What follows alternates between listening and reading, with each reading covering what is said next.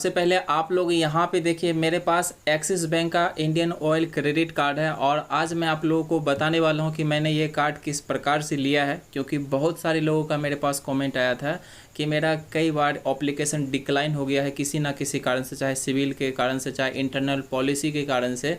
तो आज मैं इसी विषय पे बताऊँगा और एक बात आप लोगों को क्लियर कर देना चाहता हूँ कि अगर आप एक्सिस बैंक का कार्ड लेना चाहते हैं तो मैं आप लोगों को ये बताना चाहूँगा कि इससे आसान तरीका आपको कहीं नहीं मिलेगा। यानी कि एक्सिस बैंक का ही कार्ड लेना सबसे आसान है। दूसरे बैंक में थोड़ा आपको परेशानी हो सकता है, लेकिन एक्सिस बैंक में आपको ईजिली मिल जाता है। और मैंने ये किस प्रकार से लिया था, बिना किसी एप्लीकेशन के, बिना किसी झंझट के, वो सारा कुछ आज आप लोगों को रिवील करूँगा और सारा कुछ आपको बताने वाला हूँ, ताकि अगर आप लोग भी ये प्रोसीजर फॉलो करते हैं तो आपको भी कार्ड लेने में कोई परेशानी नहीं होगी, आपको आसानी से कार्ड आपको मिल जाता है। तो चलिए मैं आप लोगों को शुरू करता हूँ बताना। तो सबसे पहले तो आपका जो यहाँ पे शुरू होता है कहानी, ये होता है सिविल स्कोर से। पहले तो आपका सिविल स्कोर 700 से एबव होना चाहिए, यानी कि 750 से तो आपका एक्सलेंट में आ गया है। उसके बाद आप, अगर आपका सिविल स्कोर ठीक है, अगर आपका यहाँ पे ओडी वगैरह नहीं लगा है तो बहुत अच्छी बात है। दूसरी बात है कि आपको यहाँ पे एक सेविंग अकाउंट लेना पड़ेगा एक्सिस बैंक का। जैसे आप एक्सिस बैंक का सेविंग अकाउंट लेंगे तो कहानी आपका यहाँ से ही स्टार्ट हो जाता है। आपका जो भी आपका क्रेडिट कार्ड अप्रूवल वगैरह होता है, सारा कुछ आपका स्टार्ट होता है एक सेविंग अकाउंट से। तो आप में से बहुत सारे लोग ये कहिएगा कि सेविंग अकाउंट से मुझे कैसे क्रेडिट कार्ड मिलेगा, तो वो भी मैं आपको क्लियर कट कर देना चाहता हूँ। जैसे आपका सेविंग अकाउंट बनता है तो सेविंग अकाउंट दो तरीका होता है। आपका एक रूरल होता है, एक अर्बन होता है। अगर आप रूरल सिटी यानी कि अगर आप गांव ग्राम से आते हैं तो आपको मेंटेन थोड़ा कम करना पड़ता है, फैसिलिटी आपको वही दी जाएगी। अगर मान लीजिए कि आप स्मार्ट सिटी में रहते हैं या फिर आप मिडिल टाइप का कोई सिटी है आपका, जैसे आपका डिस्ट्रिक्ट हो गया, तो इसमें आपका जो है जैसे 5,000 रुपये आपका गाँव में मेंटेन करना पड़ेगा, तो उस कंडीशन में आपको वहाँ पर 10,000 रुपये मेंटेन करना पड़ता है। तो आपको ये मेंटेन का प्रोसेस को आपको मैनेज करना पड़ेगा। तो कुछ ना कुछ पैसा आपको मेंटेन वाला अकाउंट ही आपको लेना पड़ेगा, सेविंग अकाउंट।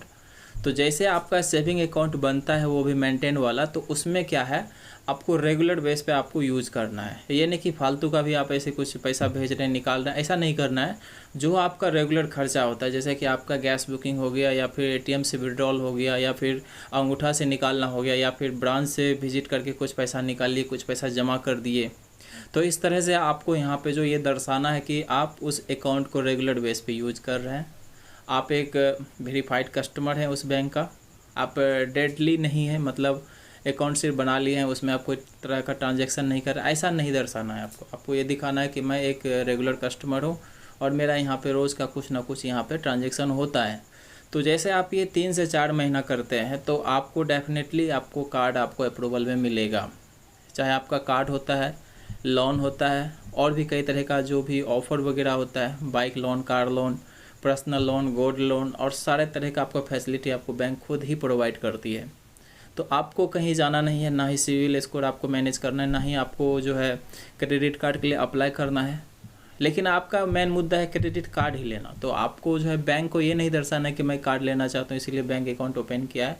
आपको कॉल वगैरह कहीं कुछ नहीं करना है, बस आपको रेगुलर बेस पे आपको अकाउंट को यूज़ करना है। बस 3 महीना ऐसा करके आप देखिए। अगर आपका कार्ड अप्रूवल नहीं होता है तो आप कमेंट में मुझे लिख के ज़रूर बताइएगा। तो कुछ इसी प्रकार से अगर आप लोग कार्ड लेना चाहेंगे तो एक्सिस बैंक का कार्ड आपको आसानी से मिल जाता है। तो मेरे पास ये आप लोगों को मैंने जो दिखाया, ये देखिए एक्सिस बैंक का कार्ड है इंडियन ऑयल का, और मेरे पास एक कार्ड और है, तो उसके बारे में मैं आपको अगले वीडियो में बताऊँगा कि वो मुझे किस प्रकार से मिला था। और इस पर मेरा 50,000 रुपये का लिमिट है, जो कि मैं काफ़ी अच्छे से इसको यूज़ कर रहा हूँ और बहुत कुछ मुझे बेनिफिट भी मिली है। और इस पर मुझे जो कैशबैक भी अच्छा खासा यहाँ पे देखने के लिए मिलता है। और आपको ये दिखाना चाहूँगा कि ये एक रुपए कार्ड है, आप देख सकते हैं।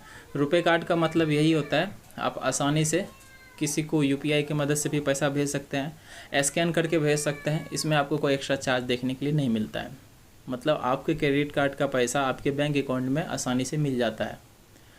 तो मैं उम्मीद करता हूं दोस्तों आप लोग समझ गए होंगे कि किस प्रकार से आपको एक्सिस बैंक का कार्ड अप्लाई करना चाहिए, किस प्रकार से आपको कार्ड यहां पे अप्रूवल होता है। और मैं अपने बारे में आपको बताऊं तो मैंने कुछ इसी प्रकार से एक्सिस बैंक का कार्ड फर्स्ट टाइम मैंने बनवाया था। उसके बाद तो मुझे लगभग सभी बैंक के कार्ड मिल गए हैं। आपको अगर चाहिए इस विषय पर तो मैं अगले वीडियो में आपको बताऊँगा कि कौन कौन से बैंक का मेरा कार्ड किस प्रकार से अप्रूवल हुआ था। तो दोस्तों मिलते हैं कुछ ऐसे ही वीडियो के साथ, तब तक के लिए आप सभी का धन्यवाद दोस्तों।